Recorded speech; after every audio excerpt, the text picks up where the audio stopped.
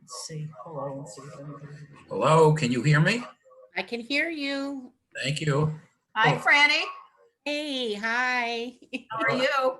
Good, how are you? How's school? Oh, it's every day is a challenge. Hello, Rufus. I would love to chat at some point. Would love to. Why don't you come Hello, some Barbara. afternoon? And Okay, Yeah. we'll chat. I'll send you an email. that would be great. Okay, great.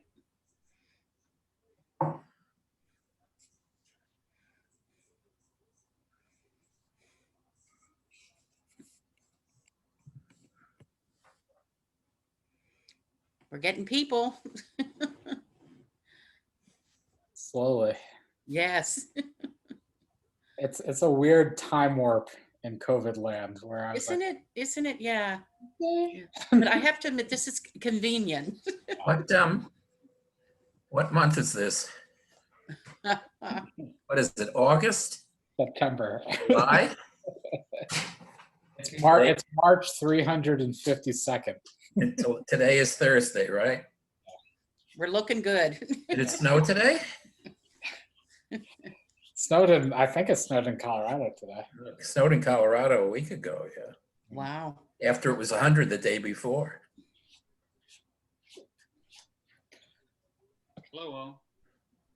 Hey, Jim. Hey, Jim. Hello, Jim.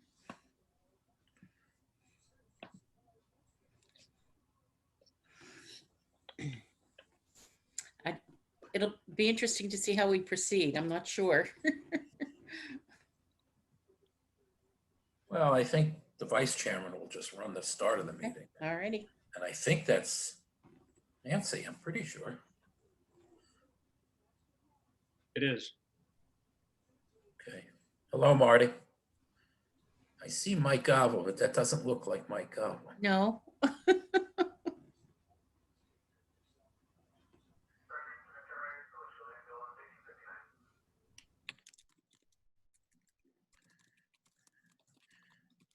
Marty, which one are you? The one with the hat Uh-huh. or the white one? The black nose. Hi, it's Tegan Gobble. Hello, Tegan. Hey, Tegan. I'm actually the dog tonight. What's the dog's name? Leo. Leo. Leo? Okay. Leo. Yeah. Leo the lion, Very good. or whatever he calls himself. Cowardly lion. And is Leslie Ferris on? I am here listening to Is he okay? everything. No picture? No, that's okay. I didn't comb my hair for this either, so.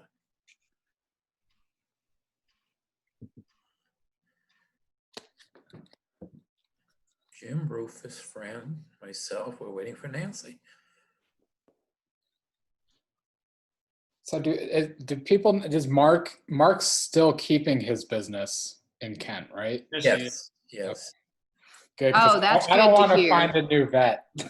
No, I don't. He sold his house. Right. He's living in a house for a few months while he builds a house in New York State. Okay. To the other business. Come in.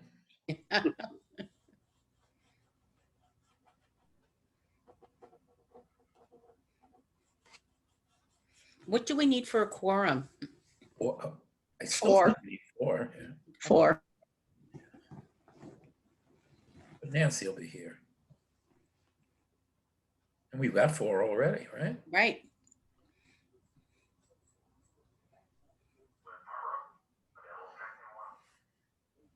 Somebody just joined by phone. Maybe that's Nancy.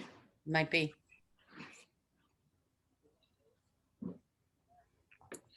I feel like 90% of my day is looking at a Brady Bunch. Yeah. You have to go in the office or do you from home? I win because we do walkthroughs of the building to make sure that there's no leaks or electric, and we have construction going on in the lobby, fixing the plaster on the ceiling. So, Yeah, to make yourself useful. we're closed. Realistically, we're now booking fall of 2021 and into 2022 at this point. Wow.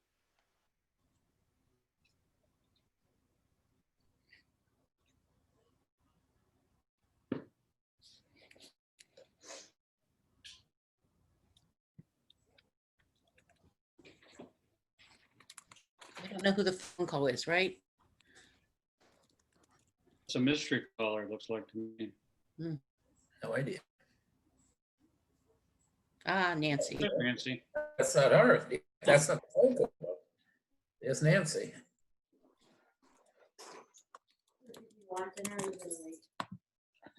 I'll wait.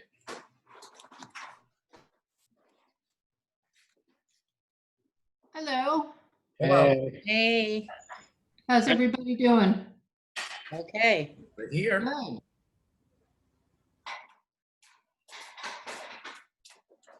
So that gives us, who's on the phone?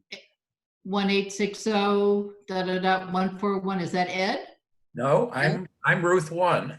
Okay, Ruth 1. Yeah, I don't have a computer that handles the verbal part of Zoom. Okay. Where do I want to get it?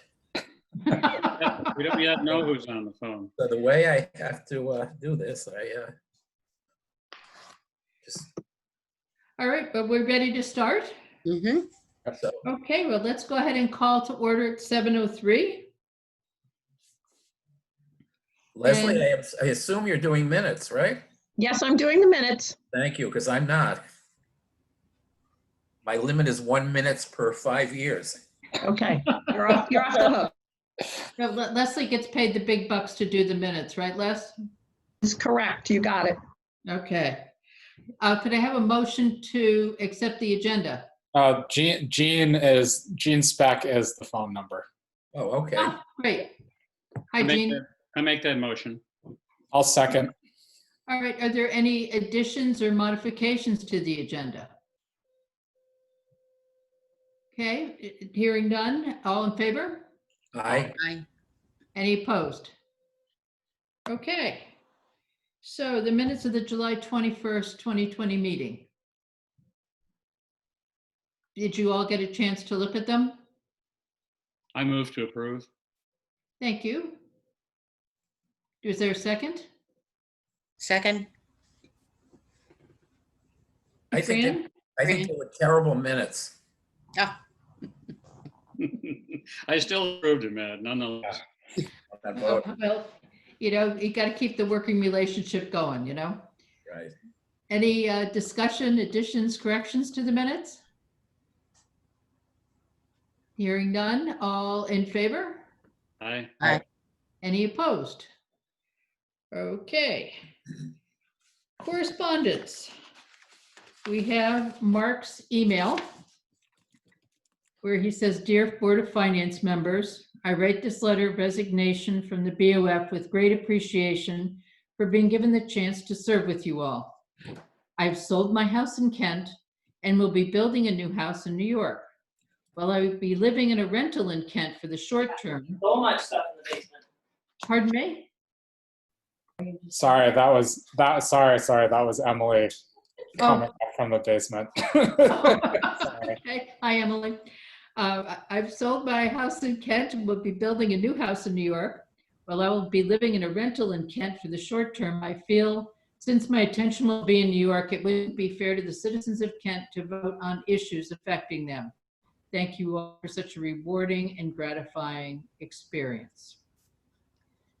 We have a motion to accept his resignation. With regret. Second? Concur. Anyone else want to second this one? Second? Second. Any comments, thoughts? Just that I've never worked as well with a Republican as I did with Mark. Pleasure. Mark served the town well. Yeah. Did very well. Yeah, no, he's great. Just terrific. He and I got on the board the same year. I think he put in 11 years, or just short of 11 years. Wow. Wow. Okay. Did we vote, Leslie? No, you didn't vote, but you have a motion and a second. Okay, so is the, all in favor? Aye. Aye. Any opposed?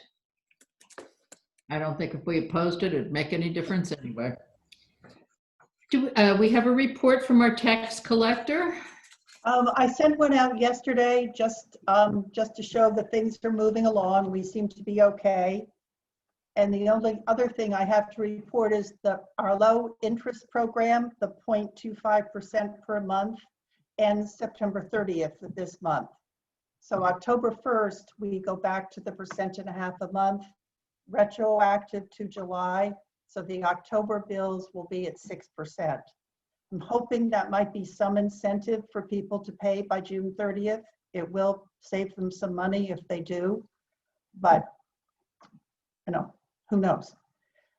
So that's it. Things are going along. Your things are looking very good, Deb. Well, my gosh, Ed. Thank you. Well, it's a tough time. And some people are struggling. Actually, Ed, now that you brought it up, Debbie Downer's got to add to that one.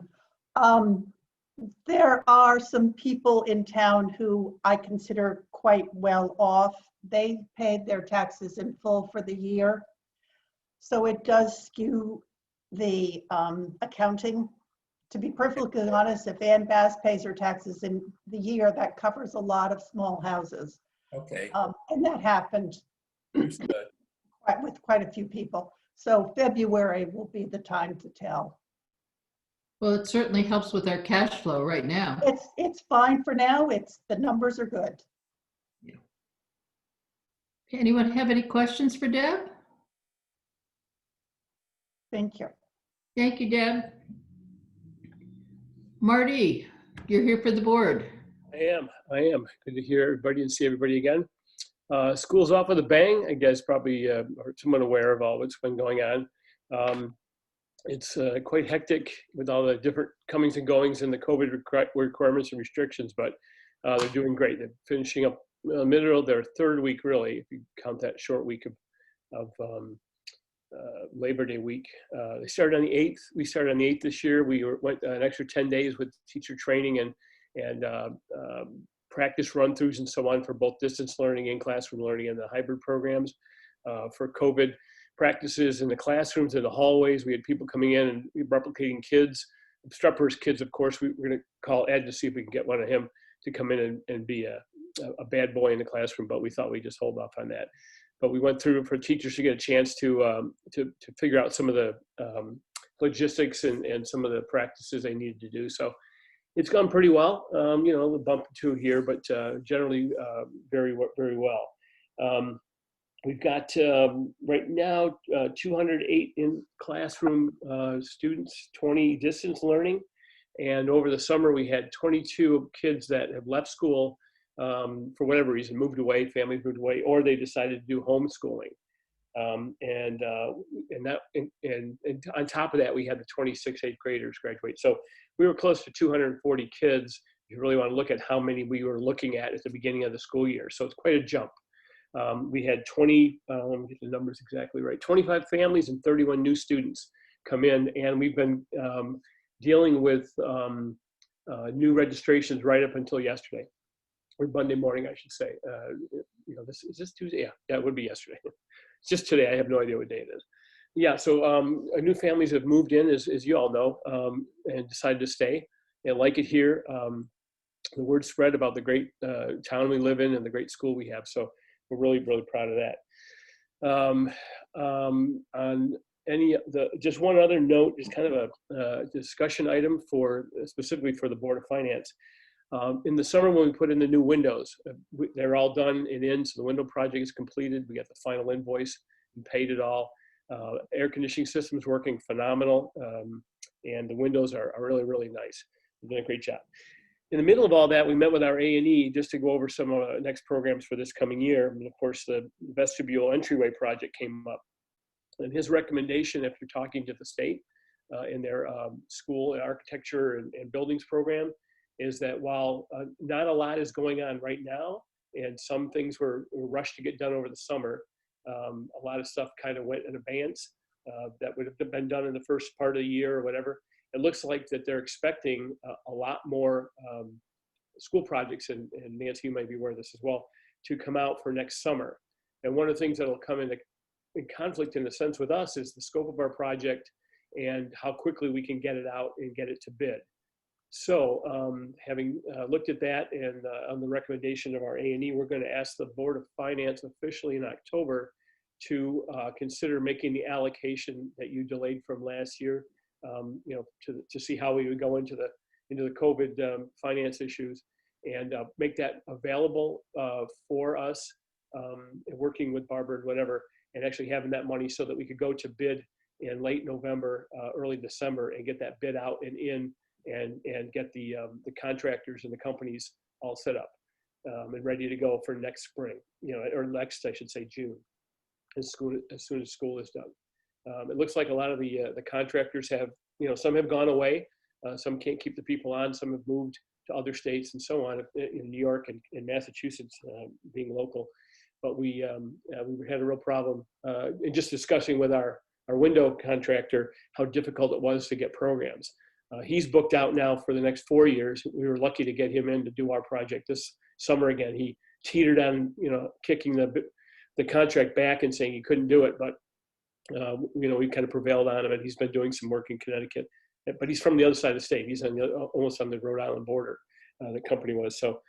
He was lucky to get one of the problems was, the travel back and forth, and I know I'm going on a bit, but he was luckily able to rent a house in Washington Depot for him and his crew for a few months while they did the work. Otherwise, it would have been almost impossible to go back and forth with the hotels closed and issues back, and just the travel time on his crew. So anyway, the recommendation was to us anyway, that we ought to look at getting that bid in, getting our funding in place. So anyway, just kind of giving a warning shot, for discussion and so on, but we'll be putting all the materials together in the next few weeks and working with you all to see if we can't get this thing up and going and bid out. That's the only project we have for next summer is the entryway project. So, and you all are very aware of all the funding issues and everything else. So, Marty, Yeah, Marty, a quick question. Are you aware of any state funding available for a project such as this? no. Grant money? The grant money ran out just before a year ago, July.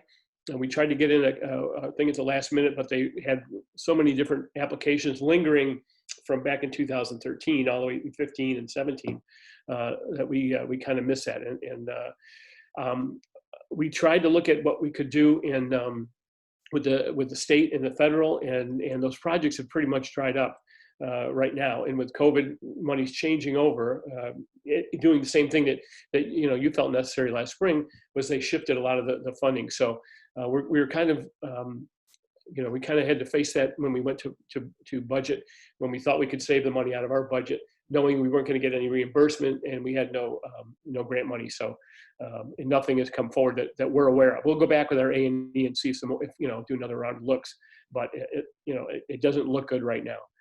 Thanks, Marty. Sure, Jim, thank you. Marty, at this point, you're looking for, in October, you're going to be looking for money for A&E fees for the construction docks to go out to bid? Correct. Well, yeah. If I get all this right, and that's what we're going to be finalizing, whether we have to have all the money in the treasury to pay it. Certainly, we do have that 72 already. That's that's been put in the non-lapsing account. That hasn't been removed. I don't believe.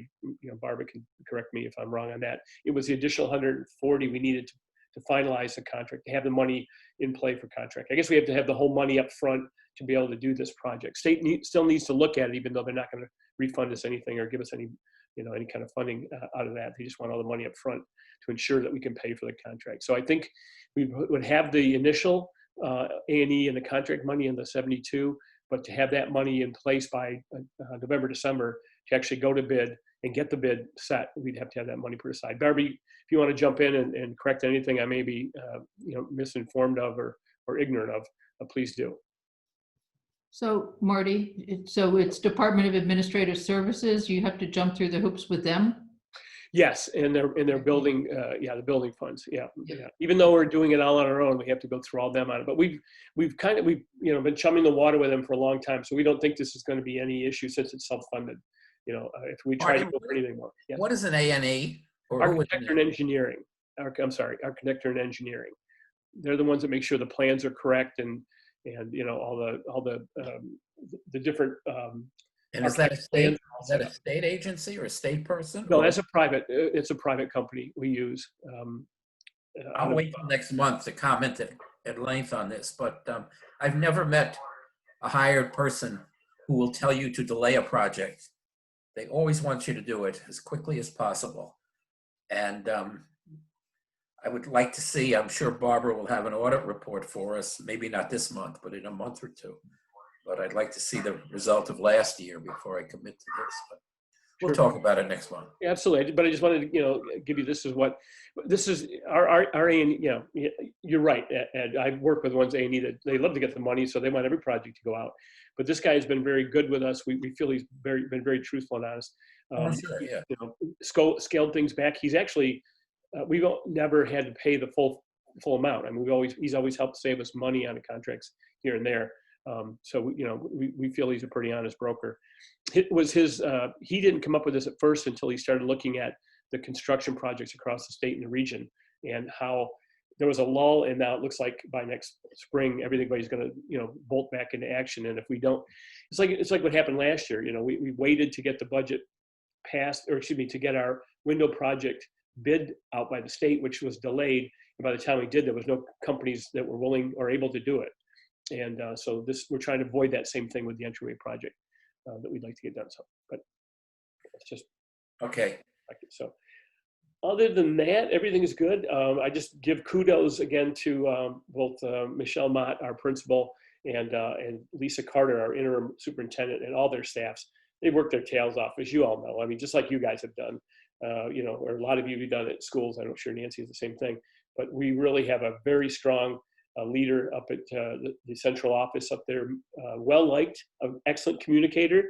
And I think if you don't know her, I think you'd really enjoy meeting her at some point. She's a breath of fresh air, maybe a whole whirlwind of fresh air, but it's been really good to work with them. So, but I appreciate all your guys' support and all the community support in getting us going. So that's about it for me. Thank you, Marty. Does anyone else have any questions, other questions Just for a Marty? comment for Marty. I heard from somebody the other day that we had 43 new students in the school this year. And I kind of rolled my eyes and said, well, maybe we have 43 new ones. We probably had 38 who left. Yeah, well, 22. Gone up. So, Yeah. We had 31. Everybody thinks all of Manhattan was moving up to Litchfield County. And even though a lot of people occupied their summer homes year round now, which is great, and other people rented places, there's still a balance.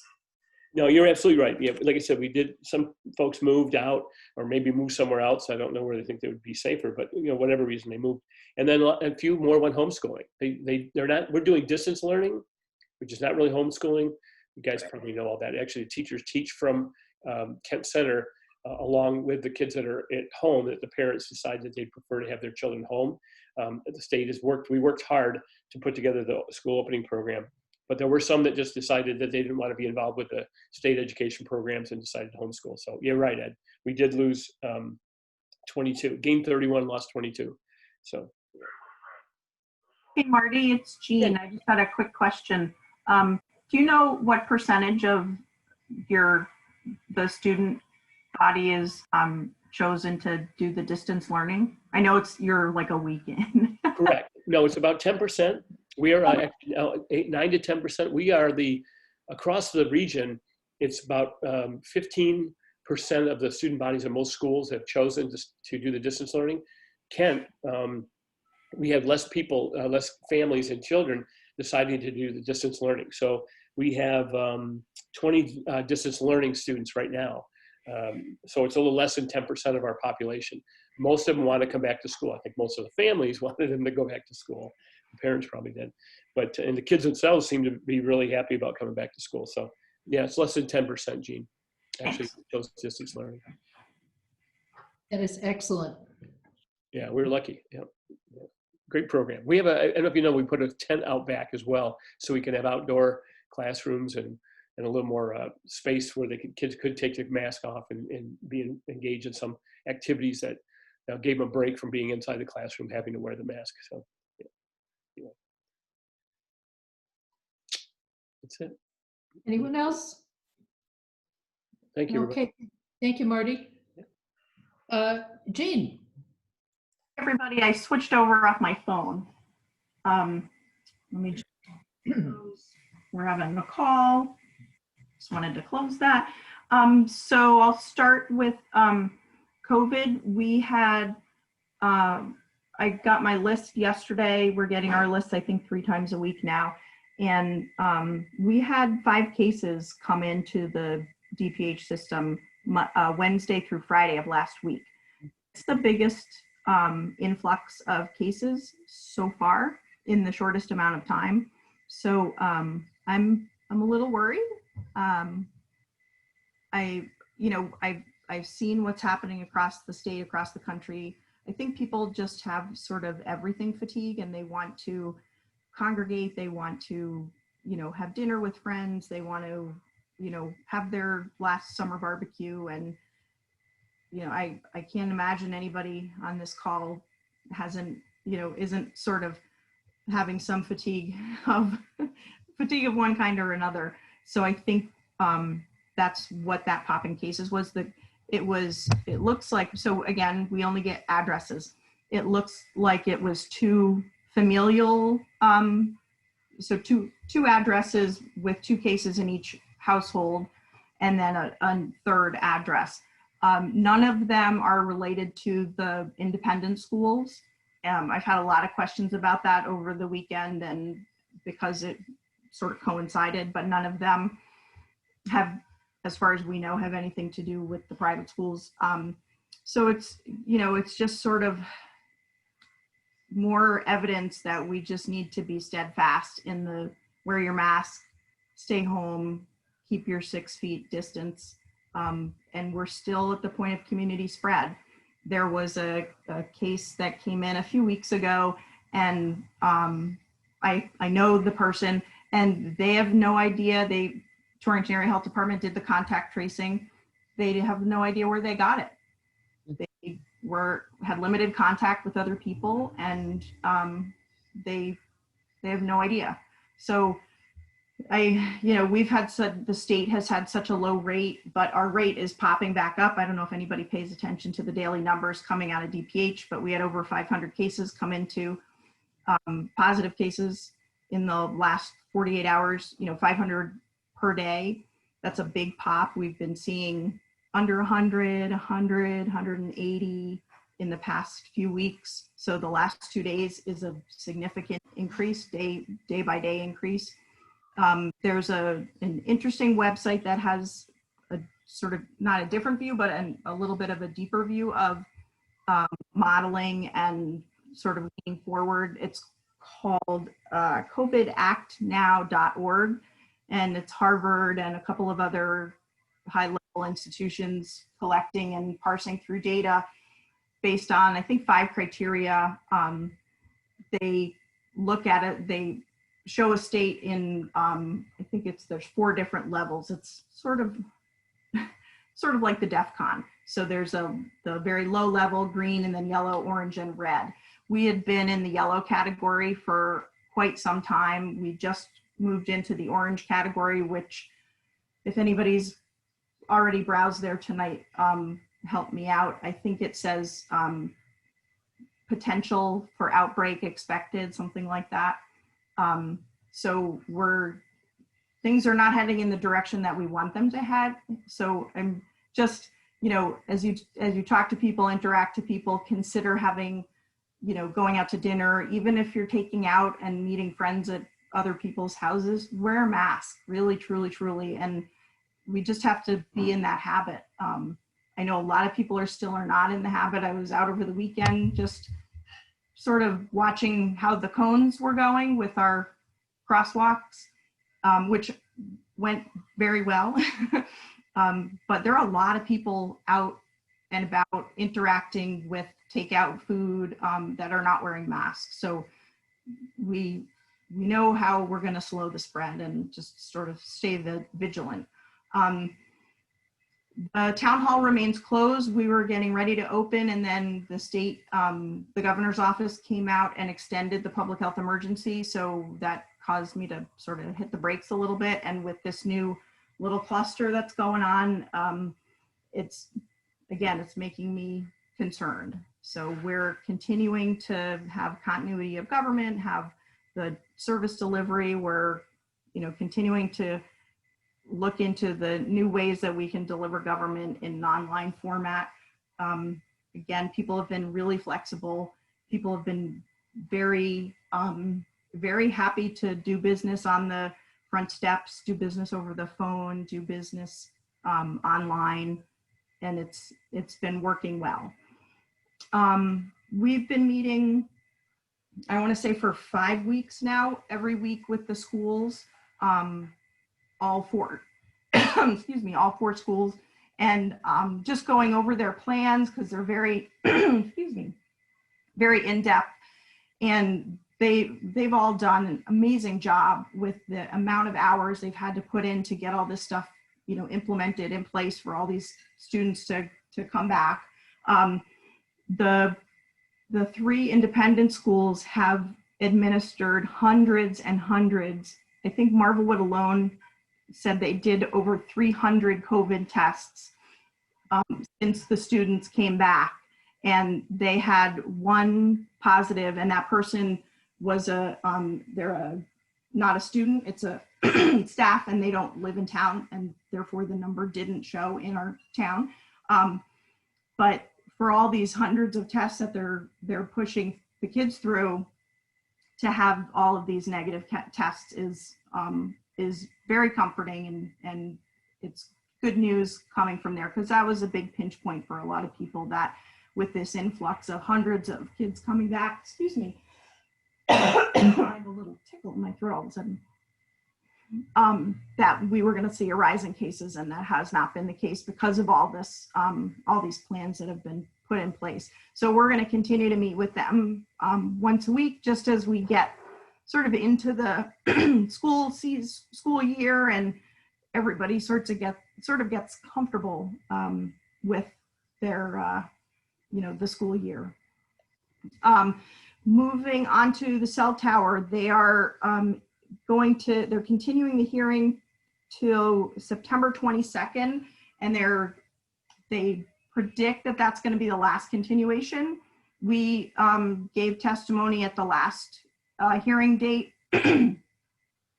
and it looks from the Siting Council today, looks like they're going to close the hearing on September 22nd. They anticipate finishing up all of the testimony. They also, the Siting Council made a request to the applicant, which is very unique, to extend their deadline for final findings and decision out to, I want to say it was early December, but they've requested a move out to January due to COVID, because they're not able to, they don't meet in person. So it is making things a little bit more, just protracted to have these discussions that they need to have as a Siting Council.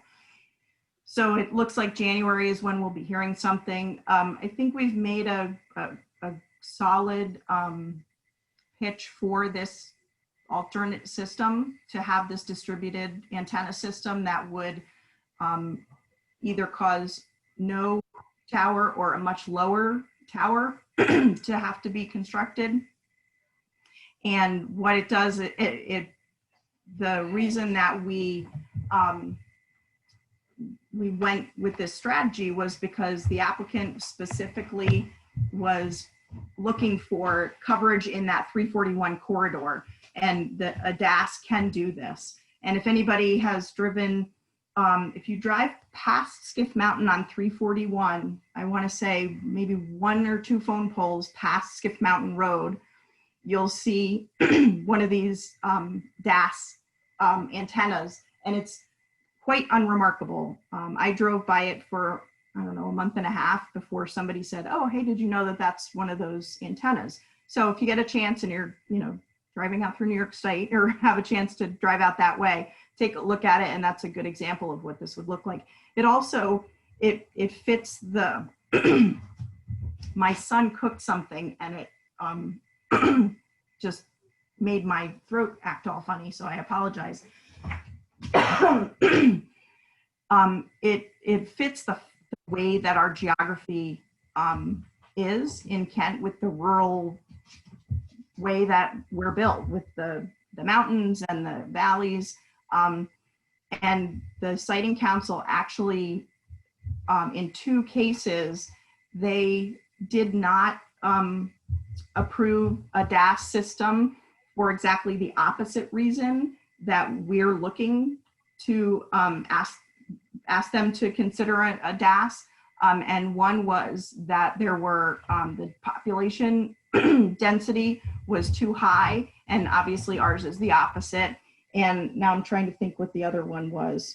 I can't remember. The 2 cases were Easton and, oh darn, now I've forgotten.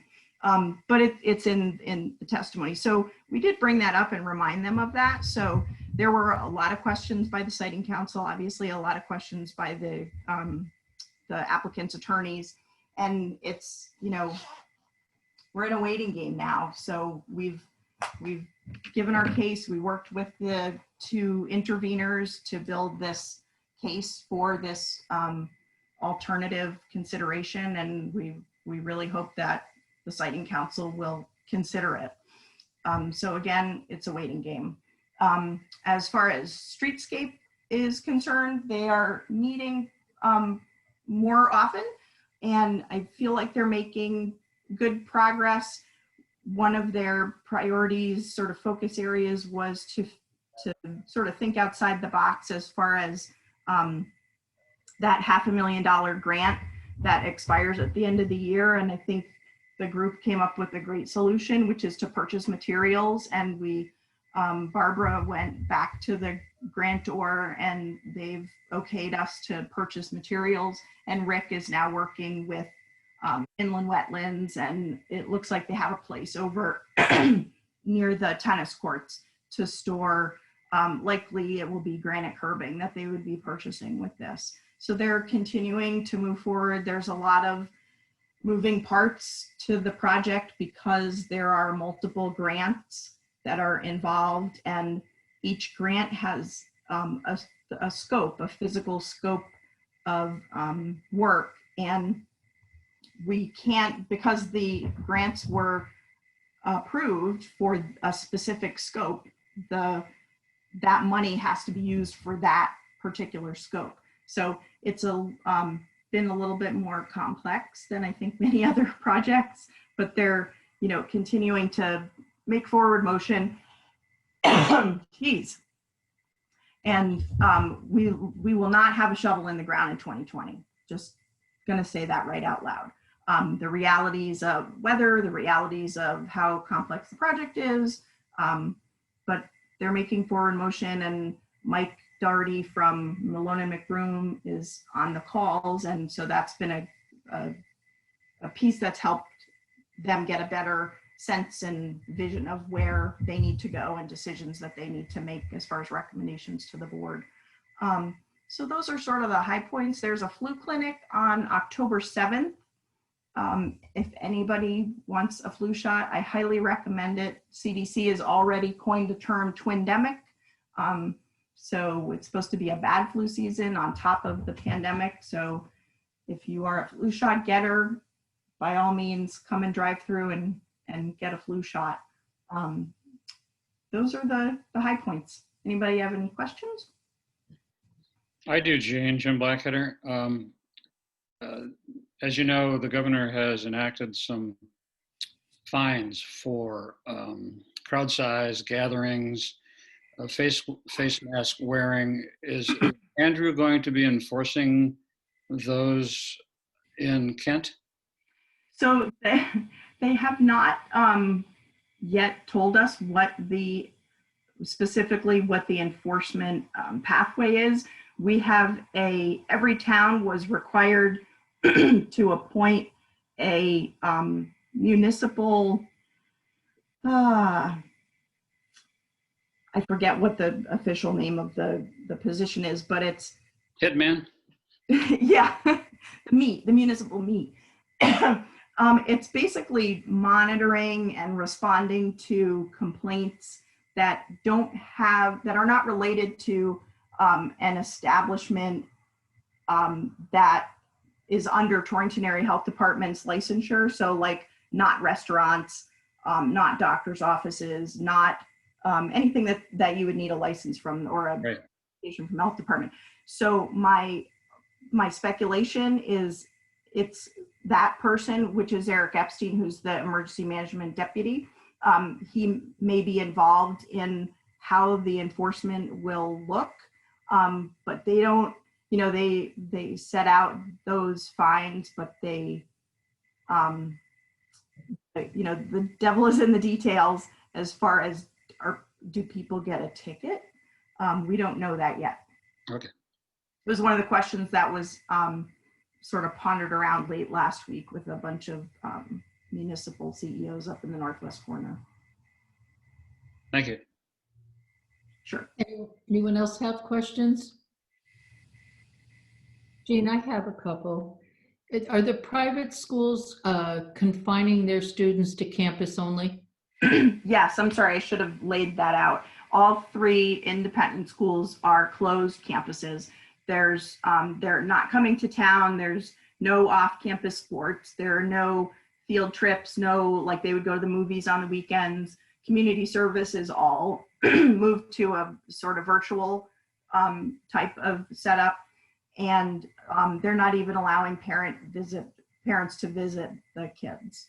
They're encouraging only, you know, that virtual experience for parents. And the flu shots on October 7th. That will Yes. be Town Hall?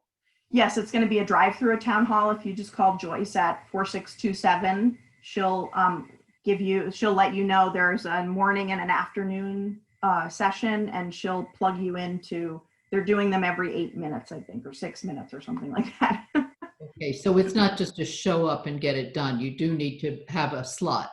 Yes, you have to pre-register. If you go to the homepage of the website, the form is downloadable. They also have packets available at the pharmacy. Okay, one other question relating to COVID. Now, places like Morningstar here in town or High Watch, if they have cases, do those count as Kent cases? It sort of depends. It's likely Morningstar would, because those residents are more permanent residents. High Watch, I'd have to check with Rob Rubo because many of them are there around a month. So I'll check with Rob, but my guess is that it would be their town of where their residence is. So if one was from Hinkle Hollow, for instance, it would show up in Hinkle Hollow's data, but I can double back with Rob. Thank you. Mhm. So, anyone else last chance? Okay, get yourself a glass of water, will you? Barbara, up to you.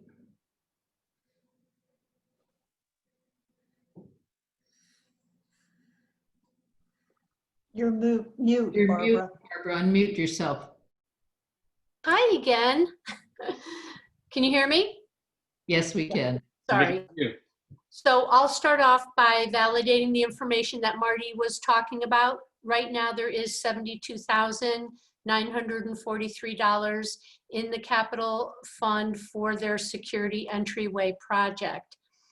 And I just wanted to remind everybody that an appropriation of $140,000 would require a town meeting. Not sure how we facilitate that because it's not an emergency. So I don't know if we could get away with doing a virtual town meeting. I don't know. I sort of forgot that you didn't meet last month, so you didn't get to see the end of the year numbers. I can submit my written report to Leslie that I gave to the selectmen last month, and she can append it to your minutes. But right now, it's looking like the surplus is only $136,000. Originally, we thought it was going to be around 300,000, but different things conspired to spend down different accounts. So it's looking like 136,000 that's going to be added to the undesignated fund balance. A little bit of an update on the sewer belt project. As you know, a referendum was passed, funding resolution was passed for them to go out and borrow the $450,000 that they need. And as they started looking at different funding mechanisms, it became pretty clear that because it is such a small issue, that the rates are not really competitive with what the current municipal borrowing rates are. So as part of the resolution, they are authorized to ask the town to temporarily loan them the $450,000. And then when the town goes out to bond for the streetscape project, probably next spring or next summer, that $450,000 gets rolled into the town's issue, and then the sewer commission pays the town for their portion of that debt. So I just wanted to give you the update on that. The rates that they were getting are 3%, 2.5%, and 2.39%. And we do know that the municipal borrowing rate is much better than that at this point. I do have a report. Let's see if I can share my screen. Let's see.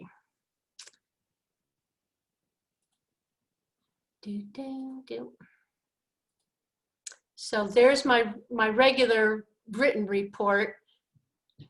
Is this the right one? Oh no, this is last month's. You get, well, this isn't the one I wanted to show you. Let's see. This is confusing. How about this one? This is my activity for last month. The Zoom meetings, I'm sure I'm not capturing them all because I do so many and I forget to write them down. So it only shows that I've had 4, but I think I've had many more than that. The middle of the report, I'm assuming you can see my screen. Yes. Oh, good. Is the July activity versus the August activity. And as you can see, based on what Debbie was talking about, the deposits for July were quite healthy, $4 million versus August, 853,000. I have advertised the position in my office. It's become very clear that the clerk that I currently have will not be able to return to any in-person work, and just because of the nature of the work, it all can't be done remotely. So I do need to have someone physically come in the office, whether they come in when I'm not here or whatever the case may be, but there is some hands-on work that has to happen. And this is the actual versus budget so far this year. It's so early in the year that there's not a lot of activity or nothing out of the ordinary, I should say, at this point. So I will submit that to Leslie for appending to the minutes. And that's really all I have at this point, unless someone has a question for me. Barbara, it's Ed. Hi, Ed. And you just, hi, just very briefly, where did the difference come from an estimated surplus of 300,000 to an actual of 143? I would assume there were 2 or 3 big projects. Well, there were a couple different things. The school spent down quite a bit of their fund that they were going, that was originally slated to be returned. Quite a bit of that got spent down. I'd have to look at it in detail to see exactly. No, that's fine. That's good enough. Okay. Obviously, a lot of it went to safeguarding the school. Yeah, okay. Is that the only one, or are there? That's pretty much it, yeah. That's fine. Was a lot of it COVID related? I mean, is that kind of a blanket way of looking at it? Not really. The COVID expenses for the quarter that ended June 30th are somewhere in the neighborhood of $50,000. So that wasn't the big part of it, no. Did we get any grant money for it, for COVID? FEMA money, not yet. So FEMA was the only option? Well, Money came? You have to apply to FEMA first, and then whatever they don't cover, you apply to the state of Connecticut. But the school does have a different program where they're applying for some things directly that's just reserved for the school. So I'm not sure where they are on that process at this point. I can add a little bit if you'd like on that one. We have applied. We did, Region 1 did get a pretty decent amount. I don't know the exact figure, so I apologize for not having that specific figure.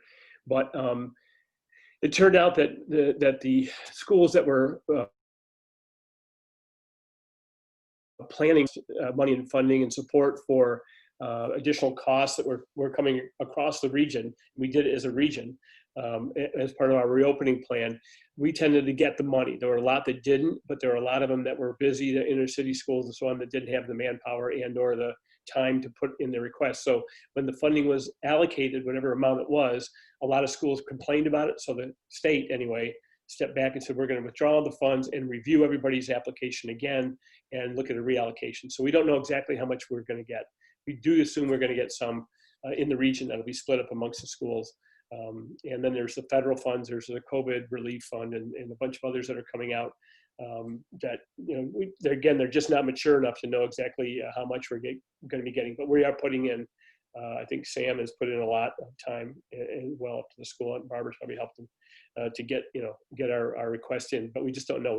But we're assuming at some point, or hoping anyway, let's say we're hopeful that the towns will get money put back into the budgets to cover some of those items and that we had to pay for, and then also pay for in the future. So, Any other questions or comments for Barbara?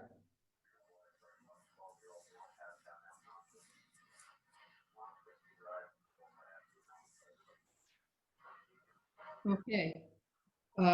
So Ed, are you there? I'm here. Okay, all right. Nope. We're getting Fine. some background noise. So we'll move on then to new business. And tonight, Tegan Gobble has joined us. Hello. Tegan Baker Gobble. And just a little bit about Tegan. She's a graduate of Kent Center School and South Kent School. And she also belongs to the National Association of Legal Assistants, is a Connecticut notary public. She moved back to Kent from Houston about 6 years ago and has become involved working with an attorney, and also has taken on the Kent Village Housing for the Elderly's president since 2016. So she's been commended to join the board and fill the empty seat here. Would you like a motion to appoint? I think that would be terrific. So moved. Second? Thank you. Any discussion? I thought she was a spy for Mike for a while, but obviously you've got a better purpose. Congratulations and thank you for doing it. Absolutely not. No spy here. Thank you. So all in favor? Aye. Aye. No opposed, I assume. Okay. Welcome, Tegan. Would you like to say a couple words? I am honored, actually, and I hope I can fill a small portion of the departing Mark Sabetic's shoes. He's definitely a loss to Kent, that's for certain. And looking forward to, you know, having 5 other mentors to help me along the way. I'm not the new person anymore. Tegan, rule number 1 is you can't fall asleep during a Zoom meeting. Okay. Yeah. Okay. I'm hoping they'll get to be back in person eventually. Yeah, All there. yeah. Well, we'll keep our fingers crossed that science can help out in the long term here.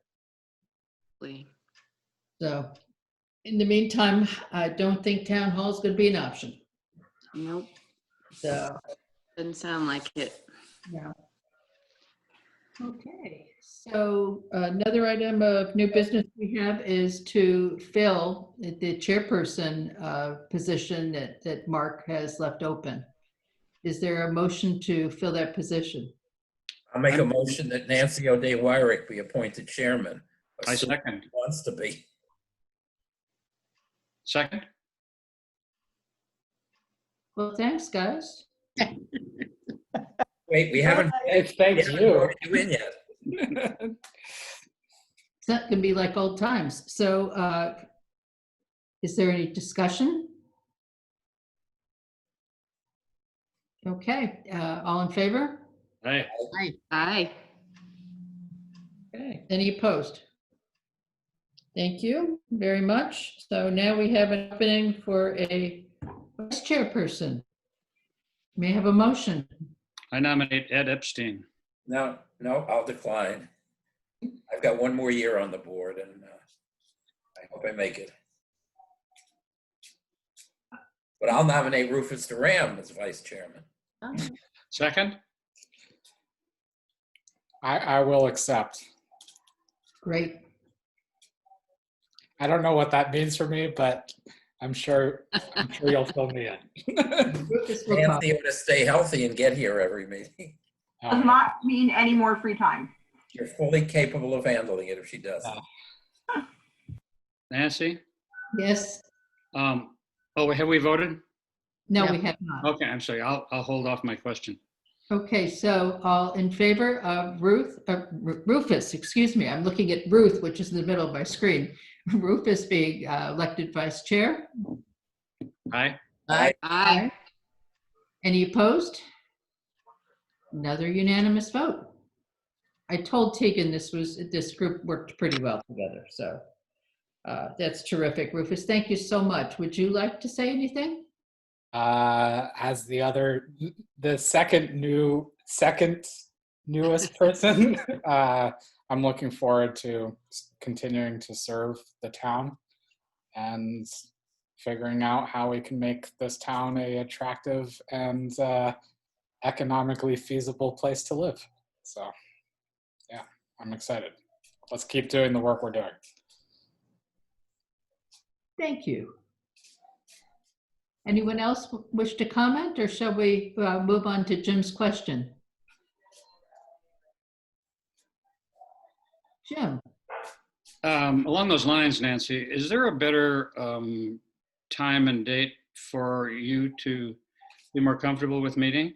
I know you have a tight schedule with your real job. I don't know that it would be feasible for the people who work. But, you know, if you wanted to make it a little bit earlier, that would be fine. How's everybody feel about that? I'm fine. I mean, I have board meetings, well, at this point, every Monday, but that shouldn't be forever, I'm hoping. So Monday's the only day I don't really have free time. So Monday's not a good day for you. Mondays are no good for me. Any other day of the week, totally fine. Are there any other days of the week that are bad for people? I can't meet on Saturday and Sunday. Well, I don't meet on Fridays, so. Thank you, Ed. Those Yeah. three. So, I mean, is there another night that you all would want to meet? The problem is that I have a minimum of 2 board meetings on Tuesday nights during every month. And because that board oftentimes thinks that Tuesday night is a great night to meet, even though I keep saying, you guys can't do this to me. They do call meetings on Tuesday nights on occasion, so which has necessitated my not being able to attend. Why don't you and Rufus and Tegan and maybe Fran get together and just make sure that it meets your schedule? Because I think Jim and I, unless there's a ball game on, we have no problem. Is there a municipal reason why we are moving on Tuesdays, or is it just that's what we've done? It's what we set, and every December we provide a list to the town of what our regular meetings will be for the calendar year coming up. But as long as if we do pick a new day and time, we provide it to the town so it's publicly noticed. Yes. It should be okay, correct? Okay. Yes. Can I just interject one thing? So if you change now, your meetings for October, November, and December would be special meetings. I think we don't want to do that because if something comes up, we want members of the board to be able to add things to the agenda, which hence the agenda review at the beginning of the meeting. So we can set a new day and time in December. Yeah, January. That would be good. Great. Super. Okay. So let's see, what else do we have? Any old business?